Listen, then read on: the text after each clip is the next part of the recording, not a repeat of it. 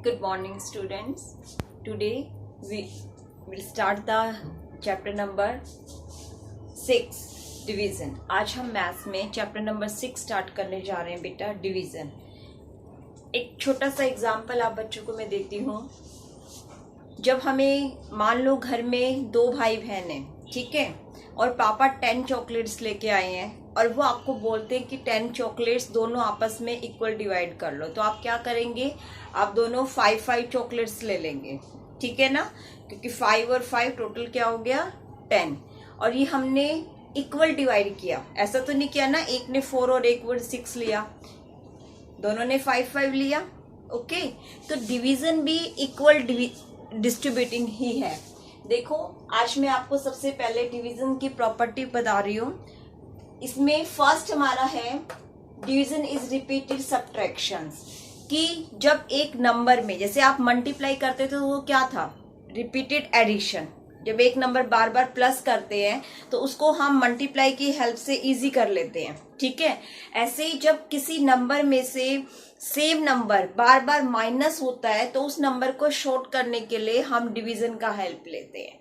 इसीलिए division is repeated subtraction भी बोला जाता है.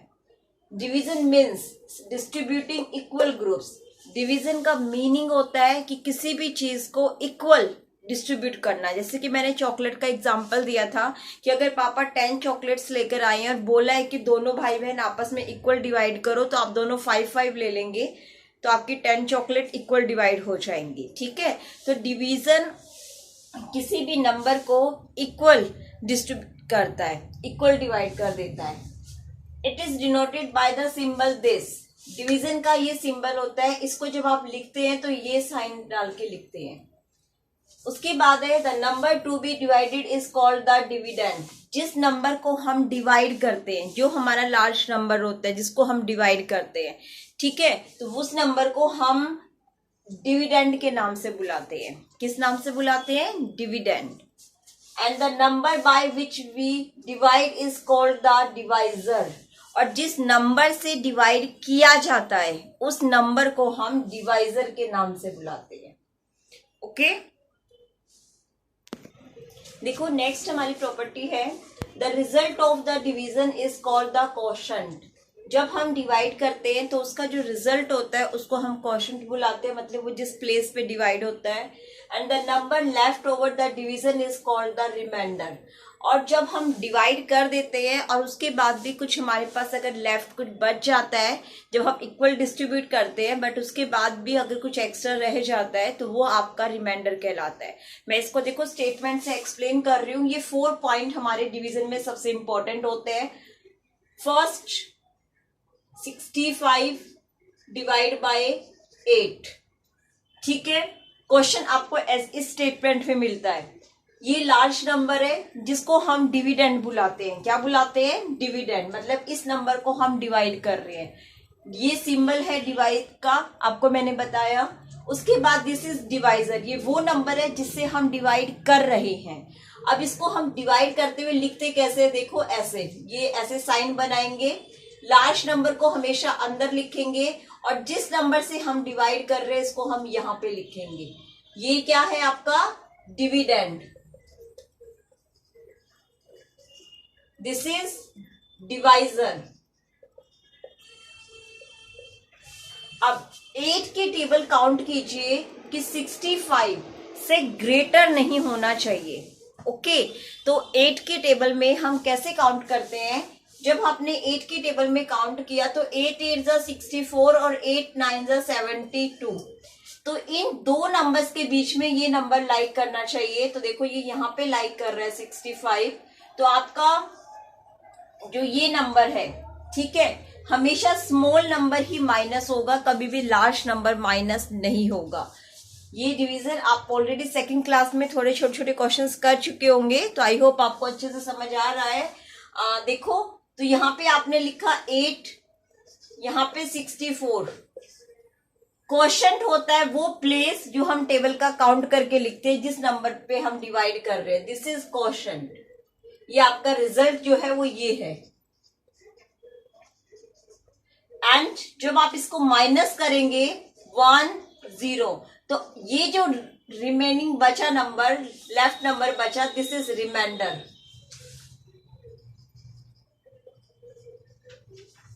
ये 4 पॉइंट्स हैं जो आपको समझने हैं डिवीजन के अंदर। जिस बच्चे ने ये 4 पॉइंट समझ लिए वो डिवीजन अच्छे से उसको आ जाएगा। फर्स्ट, लार्ज नंबर जिससे हम डिवाइड करते हैं उसको हम अंदर लिखते हैं। डिवाइड के साइन के बाद जो नंबर होता है उस नंबर की आपको टेबल काउंट करनी होती है, मतलब उस नंबर से हमें डिवाइड करना होता है। दिस इज डिवाइजर, इसको हम यहां लिखेंगे। और हम टेबल काउंट कैसे करेंगे? हम टेबल में वो 2 डिजिट लेंगे जिसके बीच में 65 लाइक कर रहा है, या फिर वो कंप्लीट नंबर होगा जिसपे 64 आ रहा है। फॉर एग्जाम्पल मान लो यहाँ पे 64 ही होता तो यहाँ पे 8 जा पे 64 आ जाता ना, तो 8 जा और यहाँ पे रिमाइंडर क्या बच जाता? 0, मतलब कुछ भी हमारा रिमेनिंग नहीं बचता। फिर या तो नंबर कंप्लीट नंबर आपको टेबल में मिल जाएगा, और नहीं मिलेगा तो आपको वो 2 नंबर चेक करने जिसके बीच में वो डिजिट लाइक करता है, जिसके बीच में काउंटिंग करने पे वो नंबर आता है, और उन दोनों में से आपको स्मॉल नंबर हमेशा लेना है। रीजन, क्योंकि हमें यहाँ पे माइनस करना है और माइनस हमेशा स्मॉल नंबर ही होता है। ओके, अब 64 8 की टेबल में कौन से प्लेस पे था? 8 पे। तो यहाँ पे आप प्लेस का नंबर लिखेंगे, नीचे आप गिवन टेबल का जो नंबर है वो लिखेंगे, और फिर आप सिंपल माइनस कर देंगे। जब हम क्वेश्चंस करने लगेंगे तो आपको इसकी अच्छे से प्रैक्टिस हो जाएगी। अभी आप इसके नाम समझिए कि बीच में हम जिस लार्ज नंबर को लिखते हैं वो डिविडेंड, जिस नंबर से आप डिवाइड कर रहे हैं वो डिवाइजर, और टेबल हम जिस प्लेस पे काउंट कर रहे हैं वो है क्वोशंट, एंड लास्ट में जो आपका माइनस करके आता है दिस इज रिमाइंडर। ओके, अब देखो नेक्स्ट प्रॉपर्टी हमारी क्या है? Any number divided by itself gives 1। जब हम किसी नंबर को सेम उसी नंबर से डिवाइड करते हैं तो हमेशा जो रिजल्ट हमारा जो आंसर आता है वो हमेशा 1 आता है। ठीक है, तो 5 डिवाइड 5, रीजन इसका क्या है? क्योंकि जब हम 5 की जो भी डिवाइड के बाद सिंबल होता है ये डिवाइजर, इसकी हमेशा टेबल हम काउंट करते हैं। तो 5 की टेबल में 5 का प्लेस कौन सा है? 1, और जिसकी टेबल काउंट करते हैं उसमें डिविडेंड जो फर्स्ट नंबर है वो डिविडेंड होता है। इसका जो भी प्लेस होता है वही हमें यहाँ पे लिखना होता है, और दिस इज योर क्वोशंट। ठीक है, जब हम इस टाइप के क्वेश्चंस करेंगे तो उसमें हमारे 3 ही मेन रहेंगे, डिविडेंड, डिवाइजर और क्वोशंट। रिमाइंडर यहाँ पे हमेशा 0 होता है। ओके, तो देखिए 5 की टेबल मैंने काउंट की, 5 तो 1 पे आ गया। तो याद रखिए जब किसी नंबर को हम सेम उसी नंबर से डिवाइड करते तो हमेशा 1 आंसर आएगा। Any number divided by 1 gives the number itself. जब हम किसी भी नंबर को 1 से डिवाइड करते हैं तो नंबर हमेशा इटसेल्फ रहेगा। देखो मल्टीप्लाई में आपने किया था 5, किसी भी नंबर को 1 से मल्टीप्लाई करोगे तो नंबर सेम रहेगा। रीजन क्या था? क्योंकि 1 की टेबल में अगर हम किसी भी नंबर का प्लेस काउंट करेंगे तो वो नंबर एज इट इज आएगा। ठीक है, सेम यही रीजन यहाँ पे है। जब हम 1 की टेबल काउंट करेंगे कि 1 की टेबल में 8 कौन से प्लेस पे आता है तो वो 8 ही आएगा, है ना। इसीलिए जब भी किसी नंबर को 1 से डिवाइड करते हैं तो हमेशा number same as it is आता है। उसके बाद है 0 divided by any number result in 0। जब किसी नंबर को, ठीक है, 0 को जब किसी नंबर से डिवाइड करते हैं, ध्यान से सुनिएगा, जब हम 0 को किसी नंबर से डिवाइड करेंगे तो हमारा आंसर 0 रहेगा।